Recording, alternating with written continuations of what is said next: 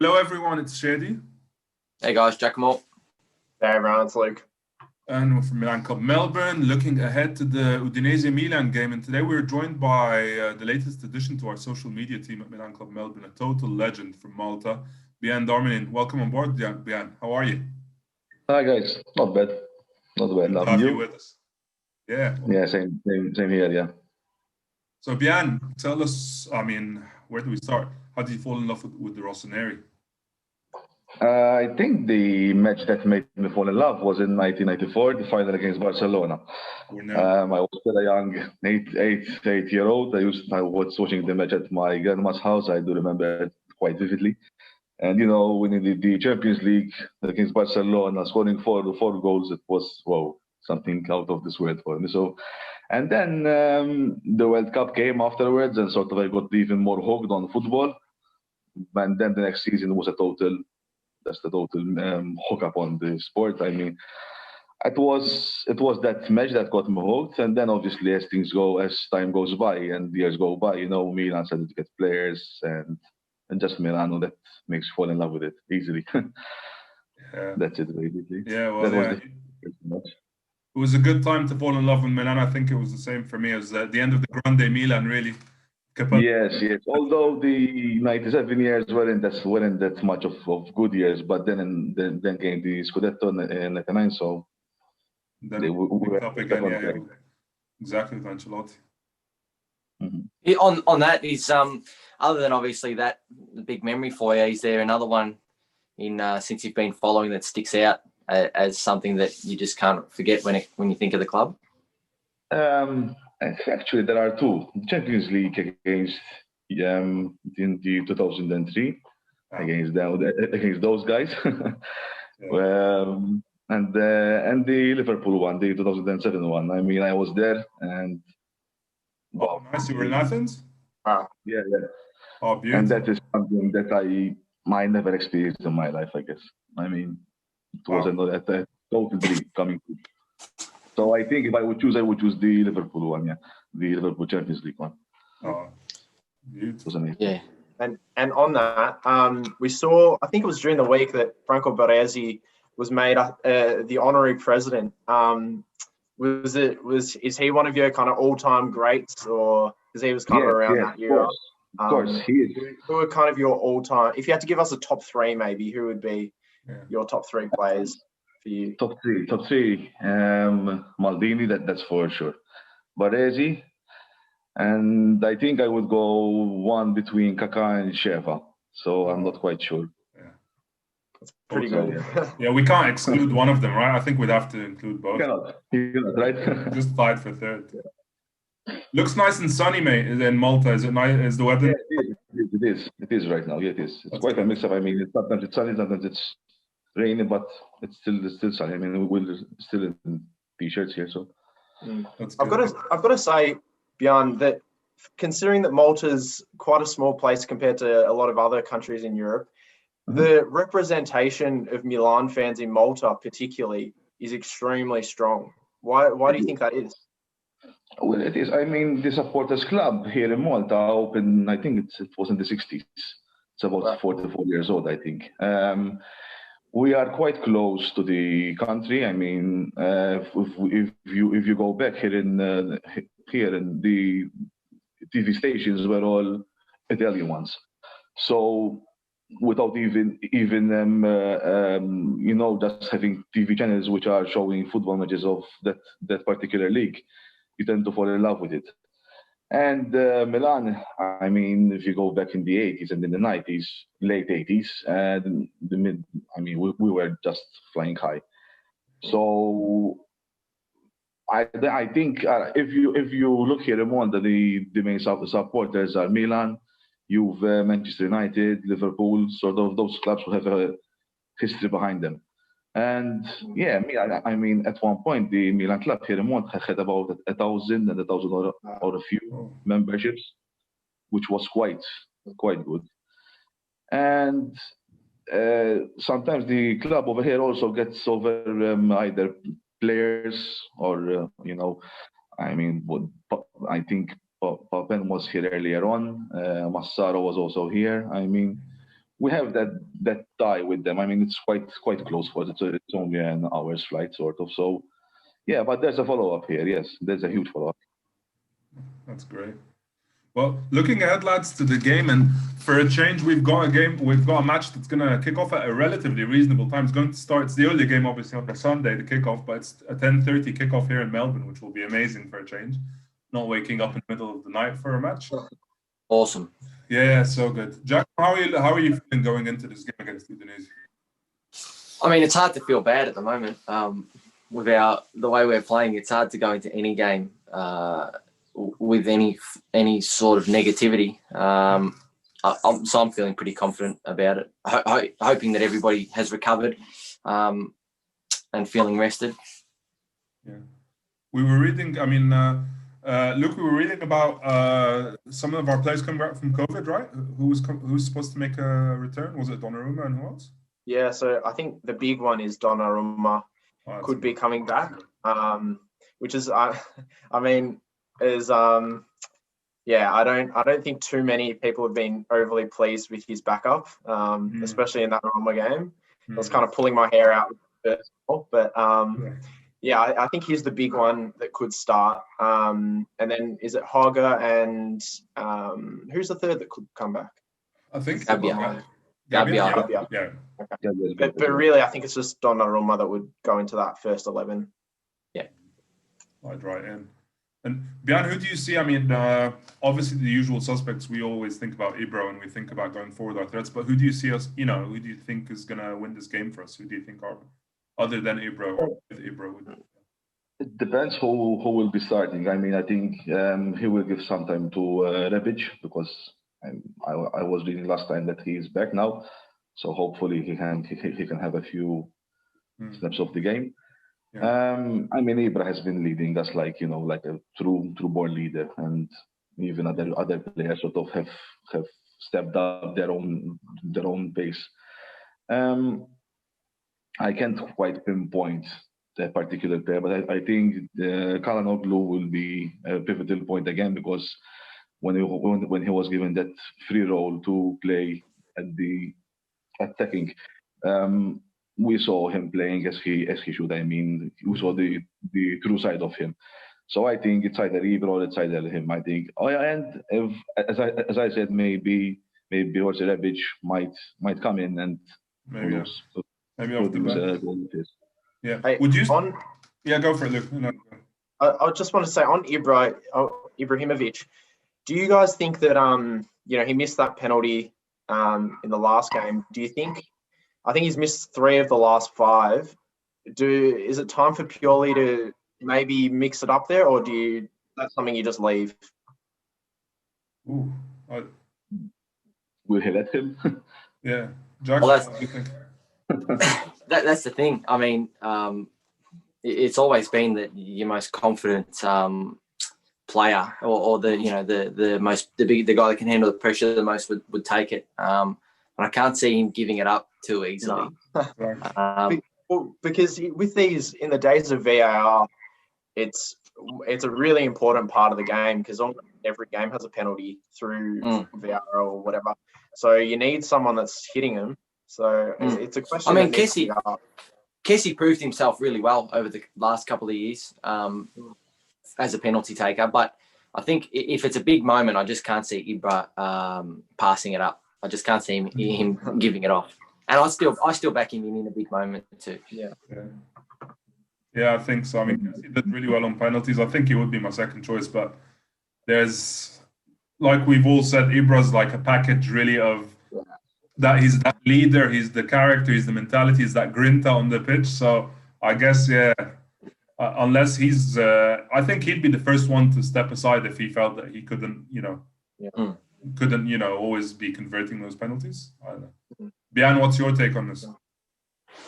Well, Ibra would never step down from these things, so it's quite a difficult task for the coach to shift him, I guess. But in fact, yeah, he did on even against Inter, although he scored from the rebound, but the keeper saved it, so still it wasn't a scored penalty. But still, if Ibra's on his good day, just let him take it. I mean, Yeah. if he won't score the penalty, he might score afterwards. So I mean, it's just the But as Giacomo said, Kessie was also quite good in penalties. I mean, I think he never missed one, if I'm not mistaken. So we do have a good backup for them. So as I said, though, so Ibra might not step aside, but if he decides to do so, there's always Kessie. That's good. Yeah. Giacomo, we were talking about, you raised a really good point about Pioli's substitutions during the Roma game. Not that I think we all think that Mr. Pioli's done an amazing job and he continues to do so, and we hope he continues to do so for a long while. But we were talking about the substitutions during that Roma match. A bit questionable, you think? Yeah, it's happened a couple of matches where I sort of scratch my head with the substitutions that get made in the time of the game. Like when they were made, it was far from over. And I would think that Krunic has sort of proven himself to be more of a defensive-minded player. And to bring him on in a time where the game's not really over and, bring him on as an attacker and then bring on Castelleo as well, who's probably the one that you would pick last over the attacking options on the bench. And that was it. 2 subs out of possible 5, and we left, X-factor players on the bench like Diaz and Tonali coming with an offensive mindset or anything like that. So it's a bit funny. Yeah. Jan, would you have changed anything? Jan, Luke, would you have mixed things up a bit? No, I think as Giacomo said, some things were quite, sort of speaking what we're doing. But yeah, there were other players who could have come on and made the impact or made the difference. Like for example, Diaz. I mean, against Roma, we needed that sort of flair in the attack because we were missing it at certain moments, especially in the second half. So I would have changed either Çalhanoğlu because he wasn't on his perfect match. I mean, he was coming from the injury. He was sort of even scared to make any tackles. So I would have changed them in the at least 70th minute. At least. Yeah, and I think in that game, Hernandez, Calabria, and Çalhanoğlu all really didn't have great games. And those are the 3 kind of creative players that we've been seeing for this season. So I think we were just crying out for someone like a Diaz to come on and just change the flow of the game. Yeah. It was a very weird game as well. The referee got suspended for a month, right? Oh, Giacomelli, I think. God, he should get his license should be revoked. I mean, horrible. It was one of the worst. And he checked VAR for things that were like a bit trivial, and then the things that he should have checked, I think he didn't check, and it was just with VAR in the game now. Yeah, we've accepted that it's a part of the game. No one really likes it when there's decisions that should be looked at for a long time, and they don't even get looked at. You got to wonder what was going on in his head. Exactly. Yeah. I mean, that's the issue, I think, with VAR in general. Is it's great for like the goal line stuff. Obviously, okay, technology is good for the goal line. VAR is amazing for the offsides and obviously for spotting things that are pretty evident, but the referee missed. But then it's a case of when you selectively use it, or it's that human factor in it. Then you have to start asking questions. You know what I mean? Well, it feels like there's no change. It's still down to what the referee thinks. So what's the point of having it? Exactly. Yeah. Exactly. Yeah. Yeah. Bian, what's your take? You've been a bit silent on this VAR issue. What's your take? I wouldn't like to talk about those episodes, to be honest, because they really. So yeah, I mean, well, the VAR is there for both teams, but apparently certain referees decide to use it when they feel like. I mean, those 2 penalties were never penalties. Even our penalty, our was just sort of a thank you gift, for the earlier one, because it was never a penalty, even ours. And the fact that he didn't even want to look at VAR. He just made up his mind and boom, like that. I mean, it doesn't make any sense, sort of, because it was never a penalty. I mean, Benacer was the first one on the ball. Pedro fell and just got up, sort of got up as if he fouled because He even was staring at the referee. He didn't even ask for the penalty. No one asked. No. Just the referee. Yeah. If it's a foul, normally the players will go to the referee asking for a penalty, and no one did ask for it. So why the hell did you give it? Yeah. Crazy. I honestly thought that was in favour of Milan, that we were getting a free kick there. Yeah. Same here. Absolutely nothing for crazy. No, it's crazy. I agree. We got one back with our decision because that was not a penalty either. Yeah. The one that awarded to Çalhanoğlu. But then, so that evened it out. But then later, I think it was Perez. He's pretty much bouncing the ball in the box like a basketball, and he doesn't even take a look at it. Doesn't look at it. That's what I was saying. I couldn't believe that. That was just like. Crazy. The referee lost the match. I mean, even they're shown it mentally. They just weren't there. Both sides. Just Agreed. Yeah. Agreed. Now let's look ahead to this Udinese game. Do you guys think? I mean, Luke, we were talking about Deulofeu being on loan. Udinese, do you think he'll come back to haunt us? Yeah, possibly. Yeah. Well, I think Udinese is one of those clubs. They've been down a little bit this season, and I think I put them as one of my teams that could drop down. But honestly, they're one of those teams that they just spring up sometimes and go on this streak of good games. So you can't ever rule them off. And yeah, players like that, Lasagna, Okaka, they can do damage. So yeah, it's a game that I'm slightly nervous about. Not nervous, but it's one that could creep up on us if we're not careful. Yeah, that's a good point. Giacomo, how do you see this? I mean, is there anyone in particular that you find a threat from Udinese? No one different to who Luke mentioned. I think they're the three that could hurt us. I can't see. I think we should be able to break through them relatively easily. It'd just be a matter of if our defense isn't switched on. And I mean, we saw a few goalkeeping errors in the last match that could haunt us again, but I can't see there being too much of a problem if their mindsets are right and their heads are screwed on from the start. And Bian, how do you see? I mean, the same question, and also what are your predictions for the match? Well, same as the guy said. I mean, one thing that I mentioned, that when they play home, they're quite a tough nut to crack it. I mean, even if you go back to the last 2 or 3 years, we didn't even win with them at their stadium. So, yeah, but seeing how we are progressing right now, I think it shouldn't be something which is difficult for us to win. I mean, hopefully I am right. And as you said, and as the other guy said, Luke and Giacomo, they have players like they have Deulofeu who might want to revenge us for not signing him back. And they have also Lasagna, who likes to score against us because he didn't think in the past 2 or 3 encounters with them. So yeah, I mean it could be an easy match, but it could turn easily around. So hopefully we're on the winning side again. And what would you predict the score to be then? Sorry, so a win, yeah, but. You know how I'm not quite big good. the score, and Luke's good. been on the streak. He didn't get it right with the Rob, but otherwise it's been a season so far. Good. Sorry? I'm not quite good at predicting score lines, so I'll leave that to either Luke because he was quite on the good streak.